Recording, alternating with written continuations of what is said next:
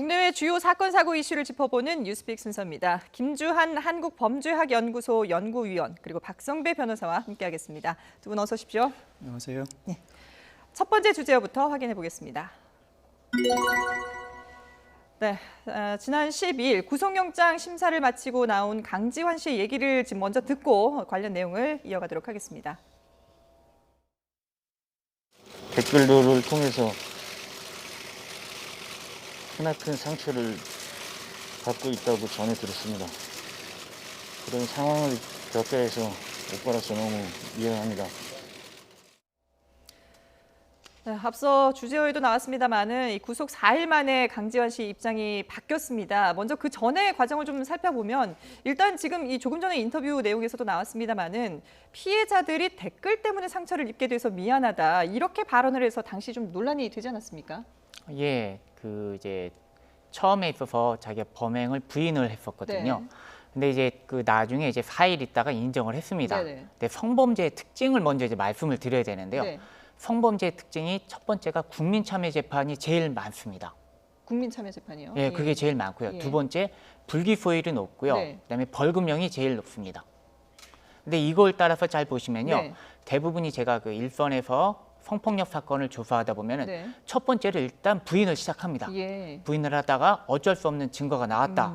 그러면은 그때부터 하비가 들어가죠. 예. 합의가 들어갈 때 합의가 됐다. 그러면 이제 불기소나 아니면 기소유예 또는 벌금형이 나온다는 걸 알기 때문에 네.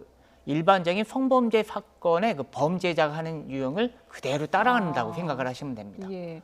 일반적인 그런 성범죄에 대한 가해자들의 입장과 비슷한 모습을 보이고 있다 이렇게 얘기를 했는데 강지환 씨도 여기에 맞는 거의 비슷하게 움직이고 있는 것이 일단 처음에는 피해자들에 대해서 술에 취해서 기억이 나지 않는다라고 부인을 한 그런 상황 아니었습니까? 피의자가 적극적으로 항변을 하지 않고 술에 예. 취해서 기억나지 않는다고 하면 네. 수사기관과 법원 입장에서는 피해자들의 진술을 중심으로 판단할 수밖에 없습니다. 네.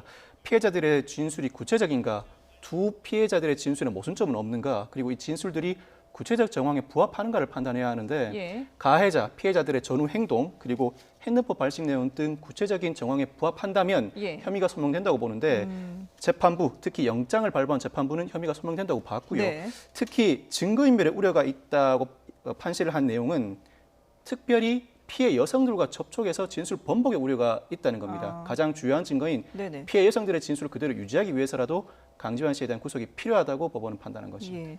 거기다가 지금 이 피해자들에 대한 2차 피해 문제도 계속 제기가 되고 있었는데, 근데 왜 경찰에 먼저 신고를 하지 않았느냐 이런 부분에 대해서도 많은 지적들이 있었거든요. 예. 여기에 대해서는 그 상황이 공개가 됐죠. 그렇습니다. 이 여성들이 왜 강 씨 집에서 계속 남아서 잠을 잤느냐, 네. 그리고 수사기관에 신고를 하지 않고 지인들에게 도움을 요청했느냐라는 그러게요. 예. 2차 가해가 여러 차례 이어졌었는데 네. 이 점에 대해서는 피해 여성들의 국선 변호사가 적절하게 해명을 했습니다. 네네. 당시 그 집에 통화 발신이 되지 않았답니다. 특정 통신사의 전화번호만 발신이 되고 네. 다른 통신사의 전화로는 발신이 되지 않았다. 그래서 여러 차례 전화를 시도했지만 발신이 되지 않았는데 특히 핸드폰 통화 내역을 보면 강 씨 소속사 관계자를 포함한 지인들에게 13차례나 통화한 내역이 있다. 통화 예. 시도를 한 내역이 있다는 네네. 것이죠. 그럼에도 불구하고 발신이 되지 않으니까 부득이 개방형 와이파이를 이용해서 SNS 메시지로 지인에게 도움을 요청했던 것이다. 네네. 결국 수사기관이 아니라 지인에게 도움을 요청했던 것도 그럴 수밖에 없는 상황이었다는 걸 예. 적절하게 해명했습니다. 그렇군요. 이 특수한 상황이었다라는 것이 공개가 됐는데요. 이런 가운데 이 강 씨의 가족이 피해자의 소속 업체를 통해서 접촉을 시도를 했고 이 과정에서 합의를 종용했다. 뭐 이런 주장들이 또 나오고 있어요. 예, 이제 그 전에 잠깐 말씀을 드리는데요.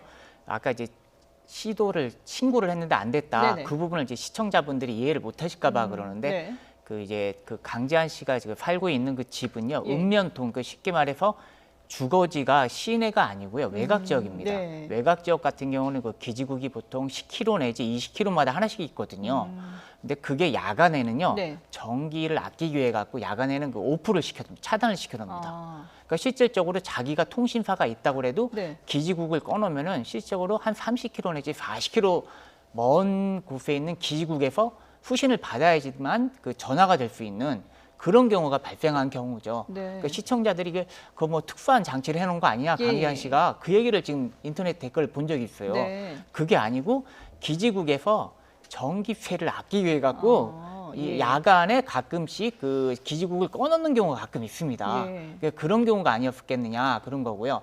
두 그 번째로 부분은 이제 좀 더 확인은 해봐야 되는 예, 상황인 네네. 거죠? 저희가 예. 일선을 수사할 때 보면요. 네네. 그런 경우가 되게 아, 많거든요. 예. 그럴 가능성이 있고요. 네네. 그다음에 그 특정 통신사가 있었는데 보통 다른 통신사에서 특정 통신사에 같이 합체해갖고 좀 약간의 요금을 내고 예. 그 기지국을 아. 같이 사용하는 경우가 있습니다. 통신 강국이라고 하는데 사실 이런 부분이 있다, 이런 곳이 있다는 게 예, 아직은 뭐, 납득은 뭐 잘 이제 되지 않습니다만 어쨌든 이럴 이득을 가능성이 취하기에서는 있다. 어쩔 수 없는 예, 예. 거고. 두 번째로 이제 후속 업체에 통해 갖고 자꾸 그 피해자 접촉을 시도했다. 네네. 이거는 아마 이전에 그 강지한 씨가 자신의 범죄 사실을 인정하기 전에 시도했던 네. 거거든요. 근데 아까 처음에 말씀드린 것처럼 예. 성범죄는 특징이요. 벌금형이 제일 많고요. 그다음에 불기소가 제일 많습니다. 예. 오히려 강도죄만큼 불기소율이 많습니다. 그러니까 쉽게 말해 갖고 이미 피해자 합의가 됐다. 예. 그러면은 불구속이 되고 쉽게 풀려날 수 있을 것이라고 생각을 했었는데 네네. 이게 그 여의치가 않았던 겁니다. 그러다 보니까 나중에 그 계속해서 회유를 하다가 안 네. 되니까 결국은 피해자 측이 아니라 가해자 측에서 맞다. 내가 잘못했다라고 시인을 하게 된 그런 내용이죠. 예. 물론 이제 강지환 씨가 혐의를 시인을 했습니다만은 어쨌든 이게 회유를 하는 과정에서 만약에 협박성 그 메시지까지 있었다면 이런 부분은 또 처벌이 가능한 거 아닙니까? 만약 협박이 있었다면 예. 형법상 협박으로 의무 없는 일을 하게 하는 것에 해당하기 때문에 강요죄에 해당하죠. 강요죄 미수에 해당하는 것인데 네네. 그와 별도로 우리 특정범죄 가중처벌법상 보복범죄 가중처벌 규정을 두고 있습니다. 예. 고소 고발을 취하게 할 목적으로 협박할 때는 일반 형법상의 협박보다 더 가중해서 징역 1년 이상 등에 처해지는데 예. 더 중요한 것은 굳이 협박이 없더라도 필요한 사실을 알고 있는 사람을 정당한 사유 없이 면담을 강요하거나 위력을 행사한 것 자체만으로도 징역 3년 이하 등에 처해지게 됩니다. 네네, 그렇군요. 그 지금 아직 경찰에서는 이 피해자 측의 협박이라든지 뭐 합의를 종용한 그 메시지를 보낸 사람이 누군지 구체적으로 아직 특정하지는 못했다라고 밝혔습니다. 그런데 일각에서는 이 소속 업체 측에서 피해자들의 주소를 알려줘서 이 강지한 씨 가족 측에서 접촉을 시도했다 이런 주장도 나오고 있거든요. 만약에 이게 사실이라면 이런 부분, 그 개인정보가 노출된 부분도 문제 아니겠습니까? 자, 업무상 비밀죄 주체는 아닙니다. 예. 업무상 비밀 누설죄의 주체는 변호사, 의사 등 특정 직종에 한정돼 있죠. 아, 그래서 예. 그 자체로 형사처벌받지는 않지만 네네. 충분히 특정한 상황에서 개인의 비밀을 노출했다는 것 자체가 민사상 불법행위 책임을 지는 거죠. 네. 더 중요한 것은 협박 등 강요를 한 사람이 형사상 책임을 지게 되면 그 비밀을 누설한 사람도 경우에 따라서는 형사상 공범의 책임을 질 수가 있습니다. 그렇군요. 자, 그런데 앞서도 뭐 저희가 잠깐 얘기를 했습니다만은 이게 합의를 시도하려다가 실패를 해서 그런 건지 어쨌든 강지환 씨가 구속 4일 만에 그동안의 혐의를 부인하던 입장을 바꿔서 자신의 혐의를 모두 인정했습니다. 앞서서 이제 뭐 일반적인 성범죄의 사례들의 경우에 이런 그 절차를 받는다라고 말씀을 해주셨습니다만은 강지환 씨 왜 이 입장을 번복하게 된 걸까요? 결론적으로 자신이 이제 연예인 생활을 잠시 중단을 할 수가 있겠지만요. 예. 만약에 이제 피해자랑 합의가 됐다 그러면 이제 좀 언론이 좀 잠잠해지면 결국은 다시 연예인 생활을 할 수가 있는 가능성을 점쳐두고 있는 네. 거고요. 결론적으로 지금 피해자나 가해자 입장에서 작품은요. 가해자는 갑이고요. 피해자는 을의 입장입니다. 예. 쉽게 말해서 피해자는 그 직업상 그쪽에 관련된 일을 계속 할 수밖에 없는 분들이고요. 그러니까 가해자는 그걸 알고 있으니까 계속 종용을 하고 결국은 다른 회사를 통해서 종용을 할 수밖에 없고요. 예. 피해자는 이에 대해서 자꾸 불안감을 느낄 수밖에 없는 그런 상황이 이제 유지되고 있죠. 그렇군요. 자, 그런데 지금 보면은 이 입장 변화가 앞으로의 이 수사라든지 아니면 재판에서 어떤 영향을 미칠지 이런 부분도 좀 고려를 해봐야 될 것 같아요. 수사를 받다 보면 특히 변호인 입회의 조사를 받다 보면 네. 수사기관이 유죄의 심증을 가지게 된 근거를 알 수 있게 됩니다. 자연스럽게 조사받는 과정에서 네네. 알 수 있게 되는데 입회한 변호인의 조언을 받았던 것으로 보입니다. 예. 부인하기가 쉽지 않다는 조언을 받았기 때문에 인정을 예. 한 것으로 보이고 성범죄의 경우에 특히 피해자가 2명이지 않습니까? 한 명 여성에 대해서는 혹시 강간 기수 혐의가 입증된다면 거기에 네. 강제추행까지 더해진다면 처벌 합의를 하지 않는다고 하면 징역 네. 3년 6월 정도가 예상되는데 예.